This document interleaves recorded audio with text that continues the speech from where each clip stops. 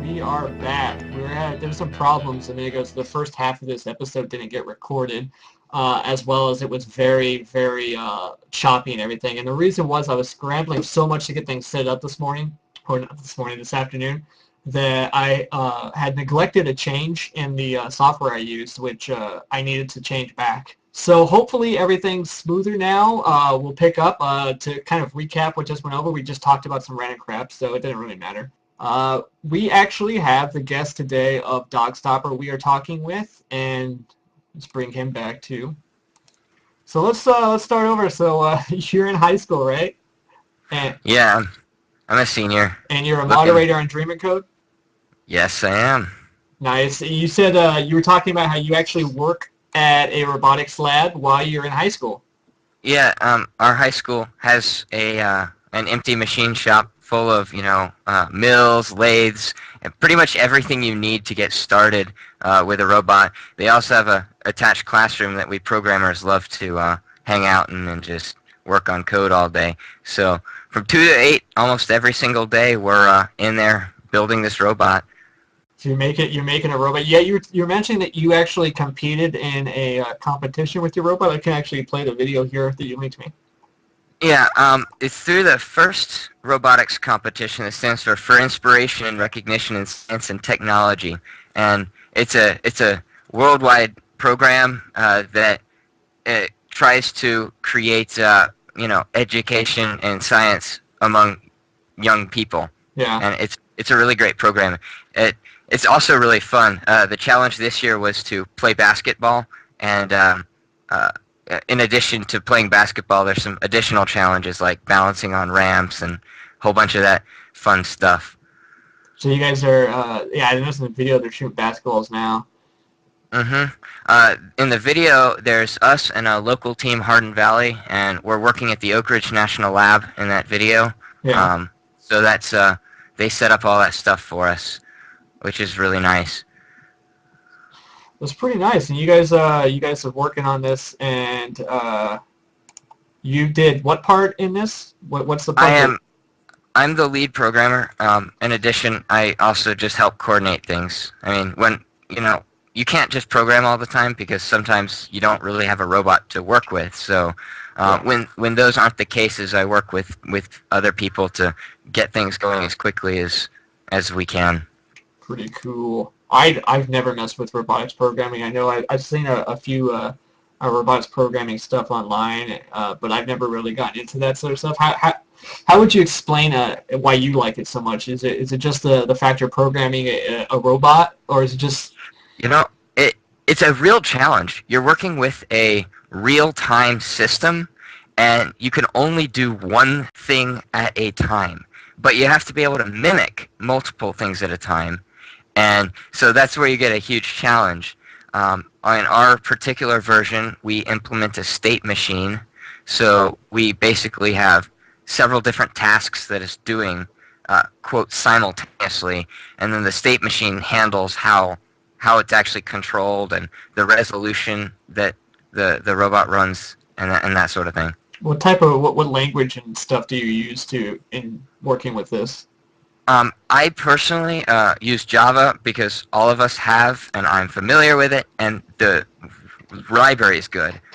Most people in FIRST Robotics use C++ or LabVIEW, which neither of us use, and I don't care for the LabVIEW very much, personally. Yeah. It's funny because a lot of stuff I see, like, I'm thinking more like little microchips and stuff like that. Where you do like little programming like that. A lot of times you end up in like that type of like low level language. So to hear Java is what you use, it's kind of interesting. Oh yeah, you have to load the proper basically the Java virtual machine onto those chips, and that's they make it easier, but it certainly isn't easy to do.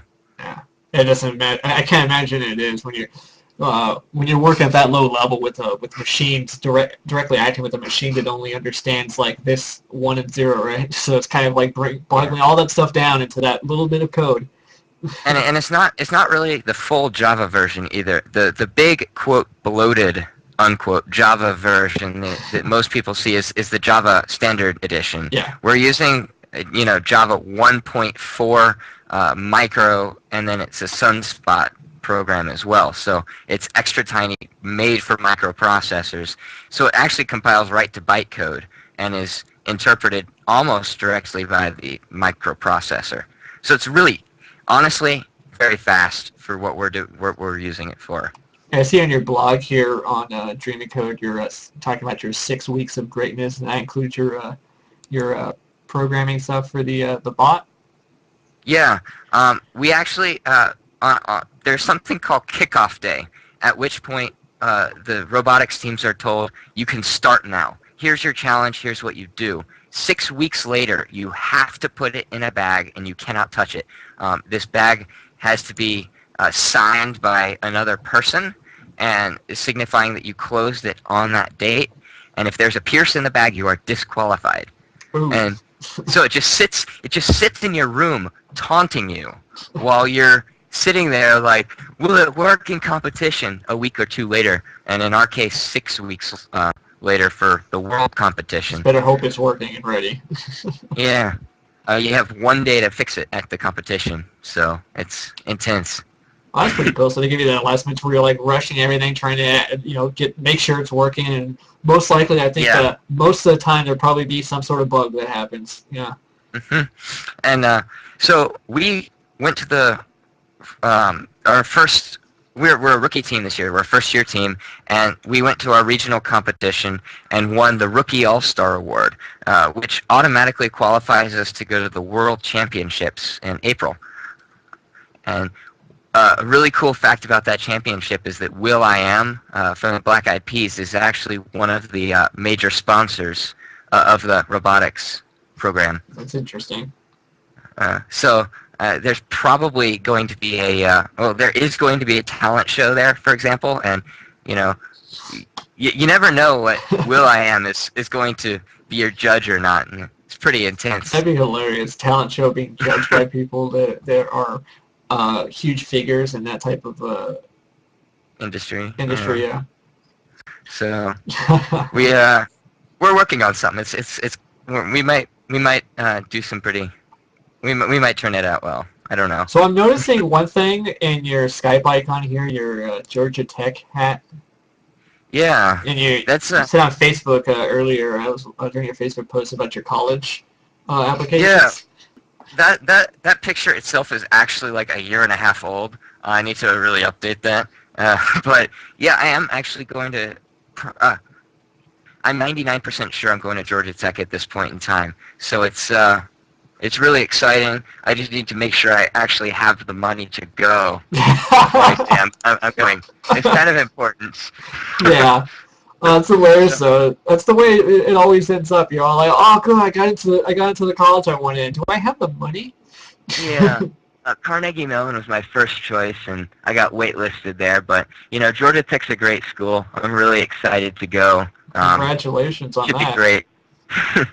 Seems like you have a full plate. You have your high school robotics thing, your job. You want to talk about your job at all? Sure. I work at Oak Ridge National Lab, and there I do nuclear engineering. A lot of the stuff that I do is computer programming based.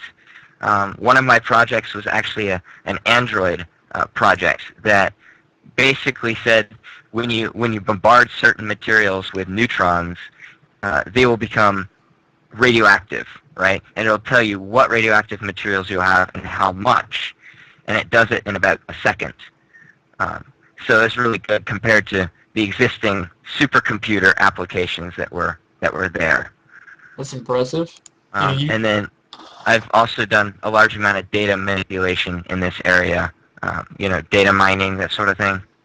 It's impressive because you're a senior in high school. You're working on this type of things with nuclear engineering and your robotic stuff, and you're just now going into college. So it's interesting to see how your career pans out there, and it's certainly a wake-up call for those that are kind of just sitting on their ass. It's like how much you've done in your time, and the people that are still struggling So you have any Well, words of wisdom for those you people? know, honestly, a lot of what I did was luck, to be quite frank. I got out there, I let people know what I was doing, I made a portfolio. In fact, to get my job at the lab, he wouldn't normally actually, hire a high schooler. It's actually really uncommon. He hardly actually hires graduate students. So you must But have really impressed them. what I did was I created a demo and I sent it in, and I said, "Here, look at what I can do for you." And with that, he hired me, and then I've just stayed and do other things. That's one way to do it. Is just prove yourself, right? Mm-hmm. It's like show them why that they should hire you, and that's what they always tell about interviews and your resume with your cover level. Is like make them want to hire you, and it sounds like you Mm-hmm. did that. Yes. One really important thing that I've done also is our school has a good research program, and I've actually done research for I've gone to 6 or 7 competitions at this point with some research that I've done. That's definitely, I know that definitely helps when you're looking at not only colleges, but jobs and stuff like that, is they look at, you're doing, you actually have a passion for what you're doing. They see that. Yeah, I hope that'll carry on through Yeah, my job. probably was one of the reasons that helped you get into the college of your choice too, your grades, as well as your, I wouldn't call them extracurricular activities, more like, what else you're Yeah, doing. yeah. They always look at that sort of stuff. People think that doesn't matter, but it does. And my test scores really aren't that great. I mean, they're above average, but they're not elite with, say, Georgia Tech, Carnegie Mellon, Cornell, all these high-level schools. I'm just not good enough for that. But my grades and my extracurricular activities and research and that sort of thing have really helped improve my status. How would you say from where you're at? When did you start doing all this stuff? Was it before high school? During high school? Well, I would say it started probably last year, junior year in high school, because before high school I lived in a little tiny town in rural Idaho, and there wasn't much there in ways of anything, let alone research or opportunities. Yeah. So I know that now, there's people in the channel that are actually in high school and younger and freshman year of high school and everything, and they're curious about if you have anything you'd want to like tips and stuff like that for how they would get at that point. Or I mean, I know you said it's partly luck, which it is. It is a little bit of luck, but you also need to actually be active and stuff, right? yeah, what I would suggest is do your great schoolwork. It may seem bad, it may seem hard, but if you don't know your theory, you can't do it in practice. And then once you've done that, you can ask your school to host these programs. Science Olympiad is looking for tons of people to participate in their events. Technology Student Association is a good place that people can get involved in these sort of activities. First Robotics, First Tech Challenge is another less expensive alternative.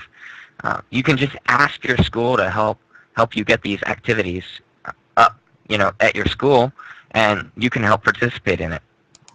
Definitely. I'd say that participation in everything you can relate to what you want to get involved, as well as just doing what you do. I mean, hopefully it's something you have a passion for. Because if you don't have a passion for it, Oh yeah.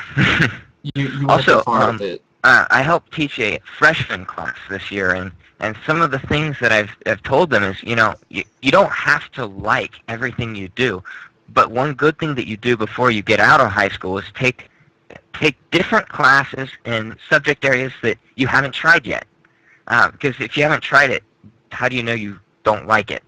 Yeah. And I mean, I wanted to be a biology major my freshman year. I was interested in computers, but my focus was actually changing, and since then it's come back to physics and computer science. Definitely. I know a guy from that I talked to at school that actually he originally was doing programming, and he took a couple programming courses, but he realized that he wasn't really into programming. He realized he was a hardware kind of guy, so he kind of started shifting over. And it's that sort of thing that makes sense. You know, he took the classes and realized he liked it more, that was his passion. And you'd be surprised. I'm actually not a huge programming, quote unquote, fan myself. I prefer, computational science or robotics or, all these sort of artificial intelligence, but just like simple development by itself, I don't know if I care for as much. The middle ground of developing into hardware, that kind of language in between. Yeah, I prefer the extremities, as you say it. Yeah. Yeah. Do you like building them, or do you like making them work? Because making them work seems like it lean like towards the hardware side, but also a little bit into the programming side, the software side, where it's just building. It's all hardware. I do enjoy building. I'm not very good at it. I try and I blew up 6 resistors today just by myself. So, I superpowers. It was not fun. I started smoking, and my freshmen started screaming, and it was not fun. Just picturing it. For some reason, I just pictured holding resistors and just blowing them up with like TNT. No, it was more like 4 amps at 10 volts. It was not a smart idea. It's certainly something that, if you like computers and technology, something that you definitely want to consider is if you're a software person or a hardware person. Because if you're a software person and you're not too into it, then maybe you prefer the hardware side. You should look into that sort of a path rather than just stick with something just because you feel that's what you should do. Yeah, what I like about scientific computing is it's basically like applied software development. You know what I mean? You use the skills that you learn in software development to solve, physics, biology, chemistry, that sort of thing. Yeah. And what I like about robotics is you can go from start to finish, the whole thing. You can do the actual mechanics, you can do the electronics, you can do the microprocessing, you can do the high-level language on top of it. It's pretty cool. I know that, have you ever messed with the Microsoft, the robotics thing that Microsoft has, their development thing? I have not. I've started to mess with Arduino though, and it looks pretty cool. Yeah, I've seen a few people mess with that sort of thing. I actually have to build a robot arm, and in about 3 weeks to. Do you have 3 weeks to build a robot arm, or? Yeah, this is a totally different competition entirely. So. Do you have to build the whole arm, or you just have to make it work? No, I have to build the whole arm from start to finish. Sounds like fun in 3 weeks. I hope this is a team, right? It's not just you. No, it's pretty much just me. I think there's one other. I think I have 1 or 2 partners. Yeah. Yeah, I love databases too. I don't actually know how to do it right now. That'll be interesting. Well, that's the thing is I realize that I want to actually touch on for people is that programming isn't necessarily mean you have to know everything. It's good to be good at it and everything, but it's a constant learning process. And there's so many times that people ask questions on Dream and Code, or that I come across a situation when I'm doing on personal projects or whatnot, that I find out that I don't know how to do something. I look it up and I research it and I learn how to do it. And that's one of the things I love about it. You have to have a passion for learning to have a passion for software development. Oh yeah, absolutely. That's one thing. I will spend hours a day trying to find the solution to one stinking problem sitting right in front of me. I mean, you've got to have some dedication to be able to do that. Yeah, one day it was I typed a 1 instead of a 0. I swear, it was that bad. It's hard and it's so difficult to realize the error sometimes. It's like your brain, you probably do realize it, but your brain refuses to admit how stupid you are. So you just keep going over it, and you're like, I don't know what's wrong. And then finally, at some point, your brain's like, okay, it's you. Like at some point, a motor would start, and it would stop, but it wouldn't start up again. And then I realized I was calling motor 0 instead of motor 1, and I don't know, things just go funky. At least you weren't calling motor head. No. Stupid joke, but I had to. I love corny humor. It's the way to go. Yeah, I've never really been a robotics person myself, but I can see the how interesting it is. I can see the why people would like it. I've messed with some stuff like, I guess you could say I know I'm not a hardware person because I had the electronics kit and stuff when I was a kid. I was the nerd that actually would have the electronics Mhm. kit and be building the little like AM radio, added the little circuit board and the wires and everything. Uh, I didn't like it that much. I mean, I had fun, but it wasn't that interesting, you know? Uh, well, I'm in my second year of physics at high school. I'm in E&M right now, and I absolutely love electricity and magnetism. And then learning how to apply it, being able to program then on top of it all is just it's crazy. It's wonderful. Yeah, it's certainly an interesting subject that some people may find very fascinating. Other people, like, I guess it's just like anything, like math. I brought this up in the last episode that some people just don't get math. They just don't like it. Hmm. Same thing with this. Some people just don't like it. They don't see the point. Other people are just so fascinated by it that they just can't get enough of it, which seems to be your Hmm. case because you keep putting yourself up to these robotics challenges. Yeah, I mean, it really, really is fun. And I mean,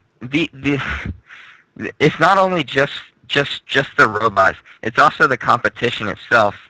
It, the first robotics thing. You don't just build a robot that shoots baskets. You have to build a robot that shoots baskets and collaborates with two other teammates in an alliance against another three robots.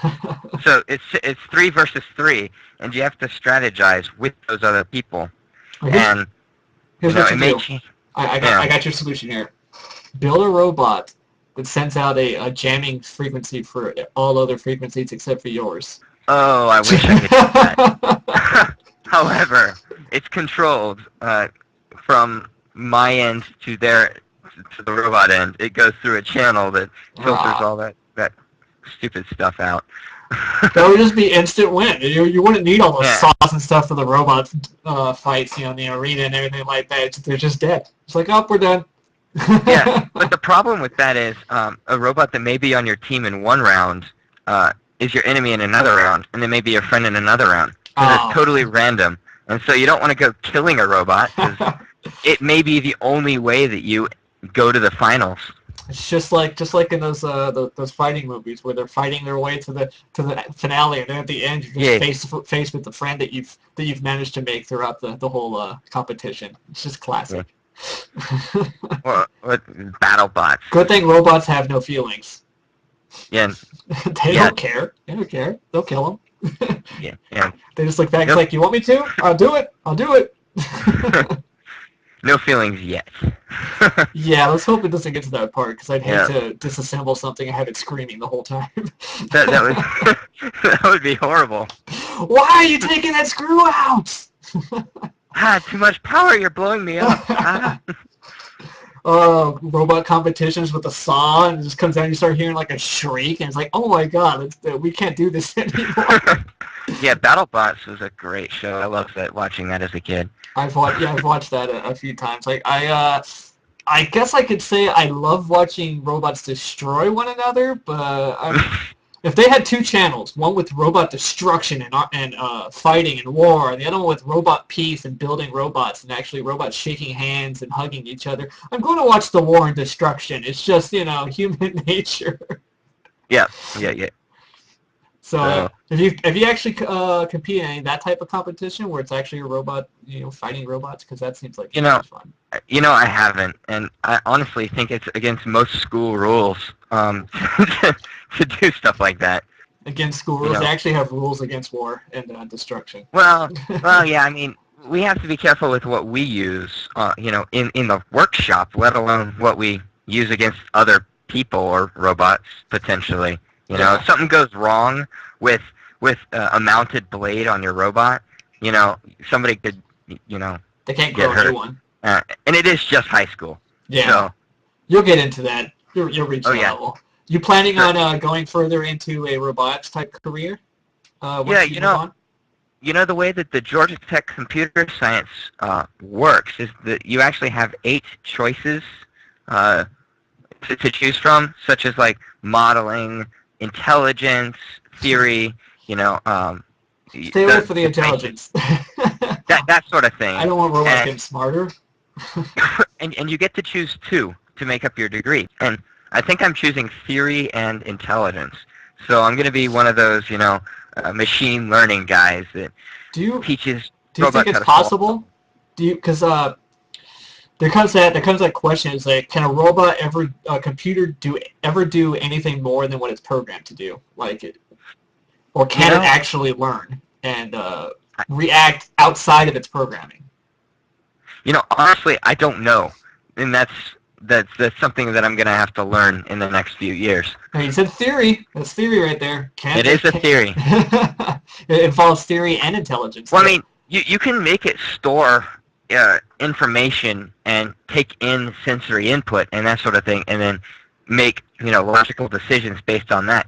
But those logical decisions are based on an algorithm that was originally in play. Yeah, it kind of goes along the same lines of you can debate in philosophy with humans, and that could they ever learn past what their limits are? If there's more to the universe than what we can experience, there's no possible way we can learn it, right? Because we can't experience it. Or as Kant would say, it's the noumenal realm, right? Mm-hmm. So as far as computers go, what's the extent? What's their limit to learning? Is as far as their processors can go. Yeah, I don't know. It's a big question. Yeah, it's a great big question.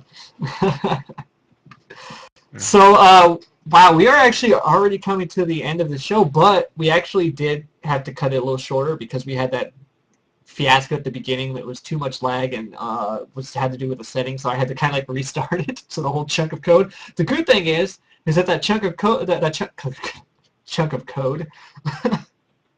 I have code on the head because I was messing with a bunch of code today, but that chunk of video that was cut out did not include much of you. Okay. Is there anything else you want to talk about before we try to wrap this up? I don't have much more to say unless you want me to say something, or I don't know. You don't have to say anything. I see the people in the channel are wanting some beard time. So yeah, they can't get enough of the beard time. And no. It was great having you on the show, and I think that you, as well as Reigns in the previous episode, really show people the extent that young people can actually get in there and do the stuff, and that those that are thinking of whether or not to get into this sort of field and what they can do, they can definitely learn something from you guys and see that just do it. That's the main advice here. If you're thinking that you want to do this and it looks interesting, then do it. You never know. Yeah, and if you don't know how to do it, then get somebody that you know can. Yes. Call people. It may seem intimidating and stuff to just give somebody a call, but if you give them a call and ask, chances are they're not going to say no if you ask them just for their help in a field. People love to show you what they do. Yeah. Especially in these fields. And especially if you get some of the people that are really want to help others too, because there's a few people on Dream and Code that I ended up friending on Facebook. I didn't know them. Friended them on Facebook. Sent him a few messages, and one of them was actually Core, and I started talking to him. He was very friendly, willing to help me and everything like that. We became pretty good friends, and he's helped me out a little bit on that stuff. And I've helped him out with some things I like to think I do. Din's helped me out on quite a few things too. Yeah, he's a really friendly guy. He loves helping people, especially if you want to talk about Microsoft stuff. He's really all into that. Yeah, stuff, especially the Windows Phone.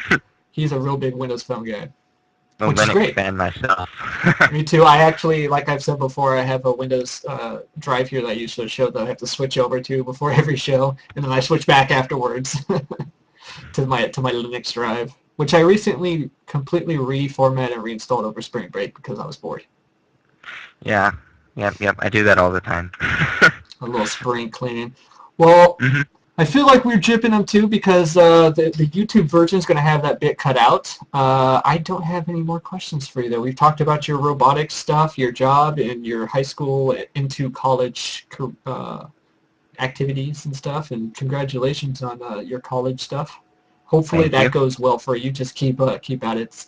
I find that the moment when you realize that you're actually being a little successful and you're starting to make some progress is also the same moment when you realize, oh my God, I'm so busy. I don't have time to do anything. Let's sleep. Sleep is so horrible. Yeah, that's where I'm at right now. The other day I was just banging my head on the wall. It's like I don't have time to do anything. I was like, I still got to do a show. I got to get this done, everything like that. And I realized, and I was like, well, it just means I'm doing well. Being busy isn't bad unless you're busy cleaning crap. Yeah. But if that's what you enjoy, then do it. Sure thing. Yep. So basically, the moral of the show, the too long didn't watch bit at the end.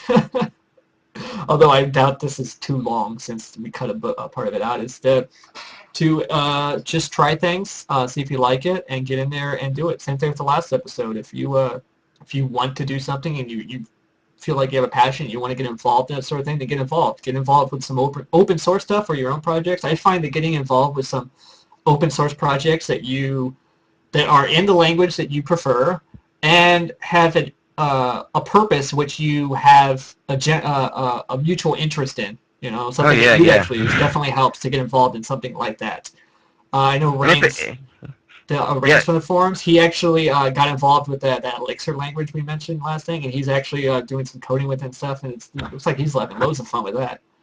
Yeah, I know a lot of people have picked up dead projects too. Dead open source projects. They've emailed the developer or whatever, asked for time to do that.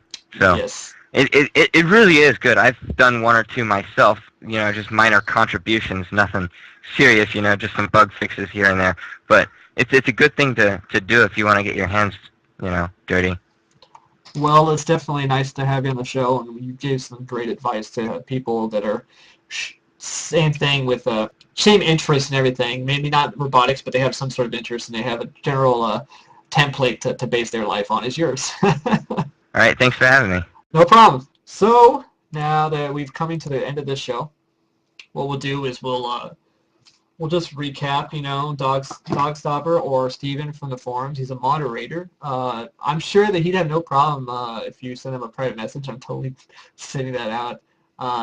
If you're interested in robotics and stuff like that, I'm pretty sure he'd have no problem pointing you to some information or competitions and stuff if you're interested in competing in some of that. Although his competitions seem to be around the high school level, but I'm pretty sure he's probably has enough of an ear in this type of thing that he might be able to point you in the right spot. As far as the show goes, I'd like to thank Number 2 Pencil for the generous donation of the cam. Hopefully we'll have better sounds for our next episode. I've mentioned it to him, and we're trying to work that out to try to increase the quality of the video for everyone. I mean, there's only so much that my computer, my internet can handle, which that's a long goal, but it's a goal. And this is only the first few episodes. We haven't reached the double digits yet either, and this show is still pretty good quality compared to some of the shows I watched there in their first few episodes. So bear with us, and the show will get better as it goes on. And I will get more and more hairy and handsome, I have to say. But hopefully the quality will, the picture as well as the thickness of the beard will get very impressive, and it will attract more people. But that's it for this show. I don't have the advertisement, and yeah, I really wanted to show it. Next episode, I'm going to do it as soon as I'm done with this show, to copy it over to this little guy right here, this blue and white guy. That way I can bring it over to my Windows drive, because my 2 hard drives are not connected. Any other than beard, anybody have any last minute questions or comments, feedback before we end the show? Take some we'll dub this the question segments at the end of the show. Finger cuffs, the little Chinese finger traps. Can never get them out. No. That's no. No. No. Nah. Any other questions not regarding boobs? How about I just drink from my Taco Bell cup? Or Del Taco. God, this is...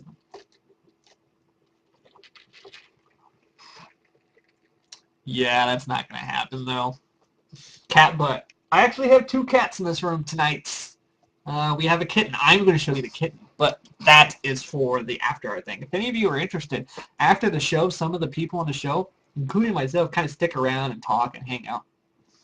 So I'm going to go ahead and end the show, which means I am going to bring this thing up. And we are going to say goodnight for tonight. Be sure to tune in next week, which I have no idea what I'm going to do. But I've been so busy this last week, I was barely able to get time to prep for this show and everything, which is why I was struggling so much at the beginning. But hopefully, as time progresses, the show gets better, the show gets more ingrained into my general schedule, and I have more time to plan stuff for you guys.